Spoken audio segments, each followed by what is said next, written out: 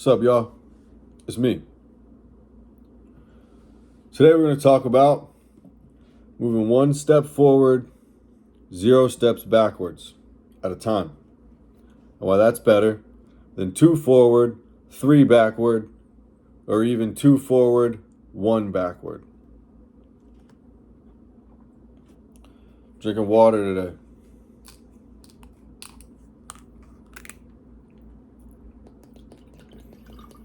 Drink water every day. Today's video, drinking water. Now I'm excited, man. I had a big milestone this morning. I was able to get my knuckle push-ups on asphalt up to 50. I might not sound like a lot to you, but go ahead outside into your parking lot, try to do 50 knuckle push-ups. See how it feels on your hands. If you can, God bless you. You're a savage. Chances are, if you haven't been working on them, it's going to hurt and be difficult. You might not be able to. Now, a lot of people would lie and say that I came out the womb doing 50 knuckle push-ups on asphalt. That's just what I'm made of. But I'll tell you all the truth now. When I started, I was doing about 5 at a time on carpet, man. And it took me a little bit of time to work my way up to where I am now. So if you want to do something like knuckle push-ups, your best bet is to start small and work your way up. Now, there's no honor in injuring yourself, hurting yourself. Anybody can go out and hurt themselves. What is impressive is slowly, systemically conditioning the body and working your way up a pyramid pattern, right, up the ramp until you can get somewhere that is a goal, or just to see how far you can take it maybe. But the key to that is you got to keep pushing it and building it every single day. So the way that weightlifters will do this is they'll try to get their weights up month after month, week after week, right? The way the distance runners will do it is they'll try to add their distance every time they go. Now, what the graph's going to look like, it won't always look like this. Sometimes there's setbacks. But if you're strategic and if you're calculated and you can take 1 calculated step forward at a time, now you're doing what's called marching. And there's a reason why military forces march forward. They don't play hopscotch. They don't take 2 steps forward, 3 steps back, 2 steps forward, 3 steps back. Then you're moving backwards. And there's a reason why they don't go 2 forward, 1 backward, 2 forward, 1 backward. You're wasting energy at that point. Playing tennis with yourself, right? Going back and forth. Now, the way you want to do things is calculatedly, systemically. You want to go up the ramp. With something like knuckle push-ups, I recommend starting with carpet, then work your way up to hardwood, then work your way up to cement, and then rough cement, like asphalt, right? Something like that's going to feel like an accomplishment. You're going to remember that day that you could only do 5, that you could only do 10. I'll tell you how I do it. There was a commenter I had that says he does 100 pull-ups with weight. Shout out that guy, I forget his name. And he does 10 sets of 10, right? That's not 100 straight, but it's 100 total. And what I realized when he commented that was I was getting a little complacent. I was doing 30 knuckle push-ups every single morning, and they weren't going up. They weren't getting anywhere. So I decided to push it. And after I did 30 yesterday, I did 2 sets of 10 afterwards. Same thing today.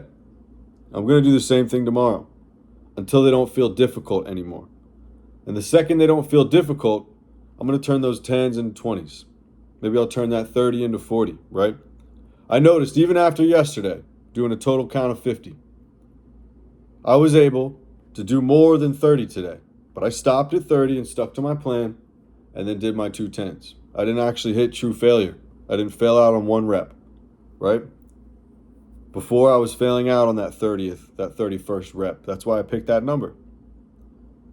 Now, when I was like 14, fresh out of military school, I remember I could just rip push-ups, do 50, 100, right? Like it was nothing.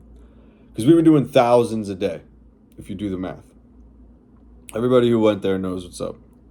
And more than actual push-ups, we were just holding the push-up position, which was basically a plank, for what felt like forever. Maybe it was just 1, 2, 3, 5, 10 minutes, but you'd do push-ups, you'd hold it, you'd do push-ups, you'd hold it. And I remember holding that position was more difficult sometimes than the actual push-ups themselves. Because at least when you're doing push-ups, you're in motion, you know?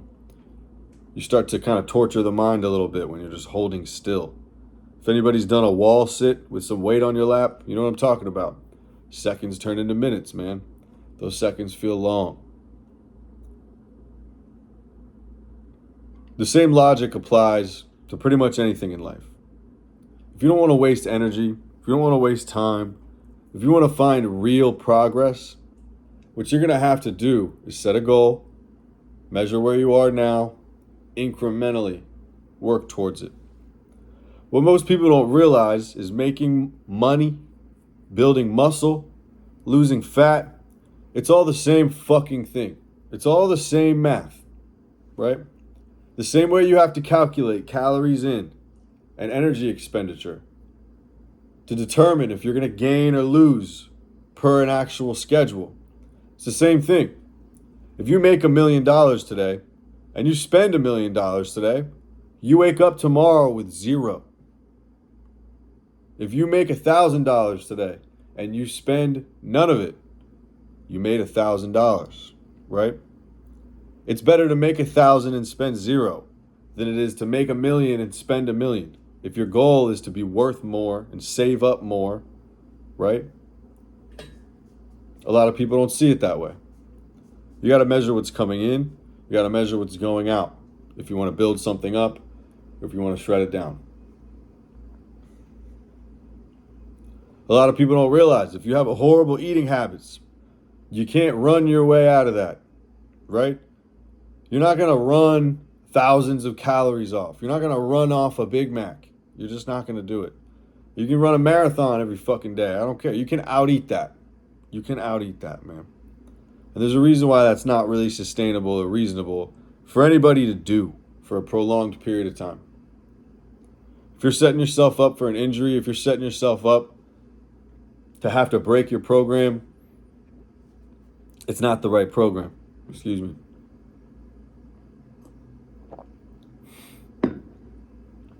Systemic, calculated progress is how I train my people. It's how I train myself. It's how I've gotten where I am. And there's a lot of people hitting me up, pulling me in a lot of directions, right? Because I'm showing power. I'm showing energy, especially now that I'm sober. And it's hard sometimes to tell people who want me to hang out with them, people who want me to work with them, people who want me to do things with them. No, I can't today. No, I cannot. I have to focus on my sobriety like I said I would until I hit at least 60 days, ideally 90, right? That's a commitment that I made to myself, that if I break, I will feel like a bitch. And that's not okay. I'm supposed to be a man. Focus, combined with patience, can get you very far. Impatience, combined with distraction, can take everything from you. It's very important to keep these things in mind. These are the principles that I aim to live by, and that works for me. I've seen a lot of people, especially since I started this YouTube journey, that might have a little more muscle than me, that might have a little more money than me, and I can tell they are so fucking miserable because they still show up to try to validate themselves off of me. They still try to prove something to me, and I have no idea who any of these people are. And I don't even care to. I'll be honest with you. Now that's different from somebody who shows up and tells me their story, supports me, respects me, actually has something that they've accomplished to add to the table and to the equation, right? That speaks from a place of experience. When somebody shows up and I find out they have 1, 2, 3, 4, 5 years of sobriety and they conduct themselves in a way that I respect, I'd like to talk to that person. On the flip side, good for you, but if you have 20 years of sobriety and you act like a dickhead, I don't really care to learn from you. I'll be honest with you. I'm glad that you're clean. That's really cool. But that doesn't mean that you're in a position to coach me or teach me anything. If you're that fucking miserable. You know what I mean? That you still feel the need to poke at and tear down other people who are just trying to live their life. Now, I can explain why people do this. First of all, nobody speaks to my face the way that people speak to me in comment sections, but that is what it is. Everybody gets very empowered behind a screen. It's important to understand that. And there's a reason why somebody makes an account or uses social media or YouTube or something like that just to basically be a hater and hate on somebody else. That person is miserable. And you've heard the saying, misery loves company, right? That person is miserable and lonely. And unfortunately, they probably had the type of childhood where the only way they were able to get attention was when they said or did something negative. And that parent or that authority figure didn't realize, or maybe they did from a malicious place, that they would reward that, right, with attention. Because that person might have been insecure enough to not realize that their attention is valuable. If you're a mother, if you're a father, your child values your attention. You know what I mean? So if the only time you give your child attention is when they get in trouble, is when they whine, is when they throw a temper tantrum, you're teaching them that this is the way to get noticed. And what a lot of people fail to realize is it's better to not be noticed at all than to be noticed for the wrong reasons. There's a lot of people who now the only thing I'll ever know them as is some small little hater in a comment section. You know what I mean? Even if I see them on the news next week for winning a Nobel Peace Prize, I'll remember in the back of my mind, yeah, but when that person's home alone and on their phone, they turn into a bitch. You know what I mean? So everybody has flaws, everybody's human. But that doesn't have to be the flaw that you have. You know what I mean? If you self-audit, if you look at what are my strengths, what are my weaknesses, if that shows up on the list, maybe it's time to make an adjustment. What do you want to be known for? What do you want to be remembered for? Do you even need to be known? Or is that feeding the ego? I forget exactly who said it, but I've heard a very wise man say that big game is played smooth and out of sight. You are better off winning everything and having nobody even know so that you can go off and enjoy the fruits of that than to be known for the wrong reasons. You know what I mean? So when you're looking at what you want to be, what you want to not be, what you think a man is, what you think a man isn't, it's important to look at those traits and also look in the mirror and be honest. Now, if you don't like what you see in the mirror, you can do something about that. I've been there. We've all been there. But if you take that to somebody who does like what they see in the mirror, you're not going to be able to take that from them. You're not going to be able to say or do anything that all of a sudden magically makes that person hate themselves the way that the person trying to might. Everybody receives wounds in life. Everybody receives things that they might not want to see or hear or experience. There's no sense in competing or measuring. Every single person's worst memory is their worst memory. Every single person's worst fear is their worst fear. At the end of the day, do you want to be who's in your own way? Or do you want to be who's paving the way for yourself and those paying attention and others to actually get where you want to go? Now, if you're trying to walk a path that nobody's walked before, you might have to pull that machete out and clear out some of the thickets. And everybody's going to look at you like you're crazy. Why don't you just go along the beaten path? But if you see that crowded path and you see where it leads and you don't want to go there, pull that machete out. Clear your own path. But the thing that I'll tell you is not as much as new as you think.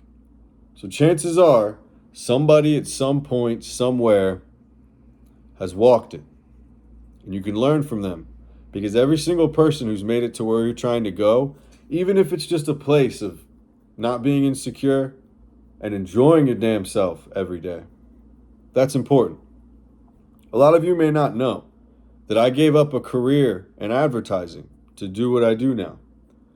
I already made it to the big leagues. I was working on Super Bowl ads, making more money than I'll probably make, right?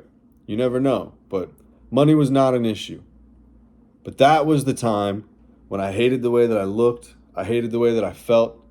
I hated some of the people that I worked for because I was running ads for products that I maybe didn't believe in or that I knew were going to get people rich that I didn't really respect.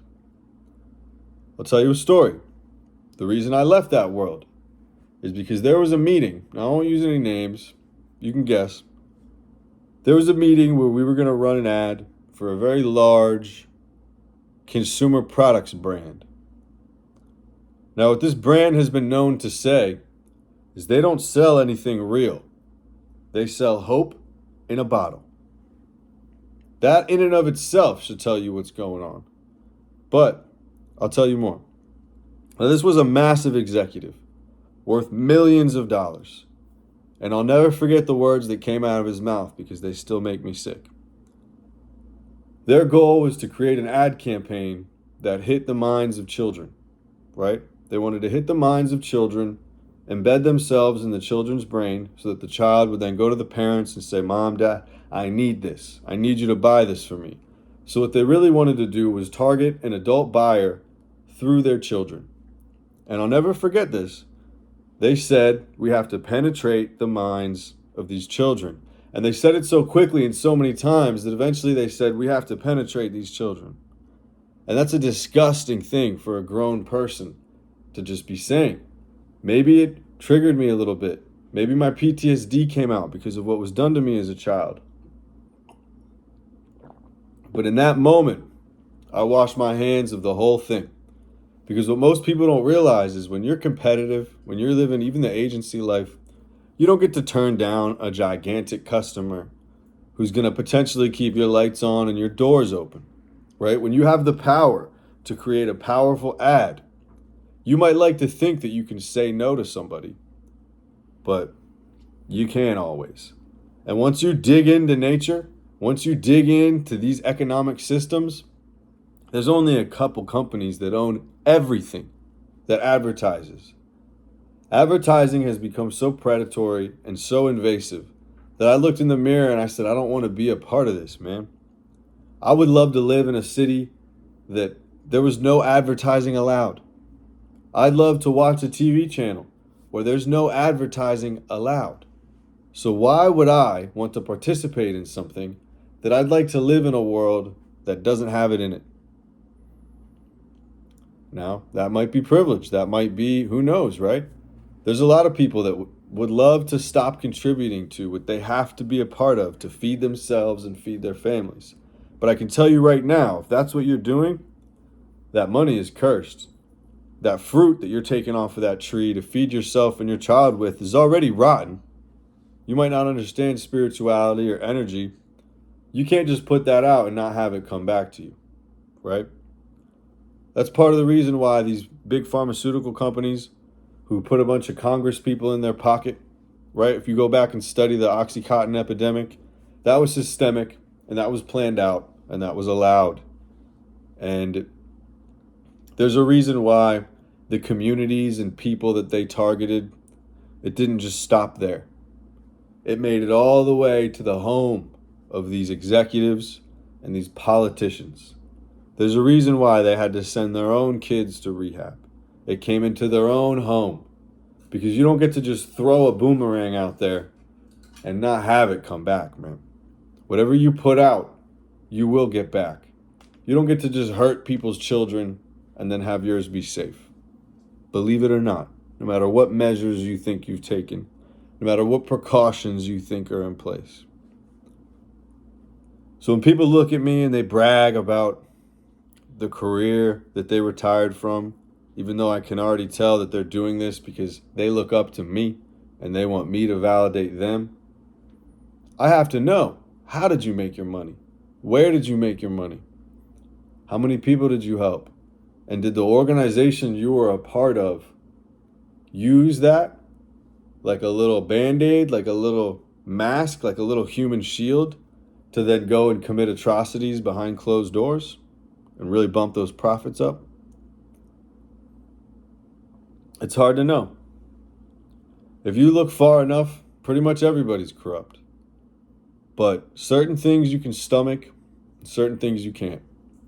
And I'll be honest, with the current landscape of the world, my number one target, enemy number one for somebody like me, are the ones that target and hurt and devalue and manipulate and lie to and steal from children. I have a big problem with those people, man. I woke up and I looked in the mirror and I realized I was one of them one day, by proxy, whether I wanted to be or not, right? A lot of these ads target your emotions that are negative. They target your insecurities. They use art against you, a great song, a funny joke, a beautiful drawing, to capture your attention and then capture your funds. That's my personal story, why I'm not a part of that.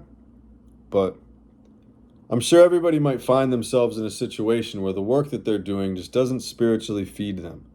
And you have to give up a lot of money, maybe the approval of your parents, maybe social status, to get your soul back. But I can tell you right now, if you sell your soul, the first way to buy it back, whatever you were paid for it, return that, refund that. If you sold your soul for $1 million, you better give that $1 million up before you even try to get your soul back, right? Something to think about. So I've made a lot of steps forward that I'm very proud of, and I've been lucky to make. I can't even take credit for those because I feel like we're all in a gigantic movie that somebody does write the script to. Now, I don't believe in Christianity. I don't believe in a lot of those major religions. You know, more power to you if you do. But if you think I don't believe in creators or creation or predetermination or destiny, then you don't pay attention to me, man. Because I don't know that you have to follow that script. But I think that if there's a real spirit of grandmother nature out here writing and weaving a tale, every time somebody commits evil, every time somebody hurts themselves or one of her children, they are going off script. They're going off of the script. And every time you go off of the script, you will be penalized and the entire production will suffer as a result. Now, I truly believe if you go far enough off script, you will be removed from the play. And that's not to say that everybody who's removed has gone that far off of the script. Actions have consequences. Sometimes a child will pay for the sins of the father, the sins of the mother. I don't personally agree with that, but it's an obvious thing that you can see happens. You know what I mean? A very clear example of that is if a mother is bearing a child and she wants to take some drugs, drink some alcohol, smoke a cigarette, or even harm that child before it's born. The child can't do anything about that, right? There's no help, there's no care, there's no control there. Which is why I do believe that somewhere else things are fair, even if it's not here. But it is a duty to keep things right and to do what you can. And no matter how much money you think you stand to make, I would rather you Robin Hood some shit. You know, this isn't encouraging it, but this is just my honest opinion.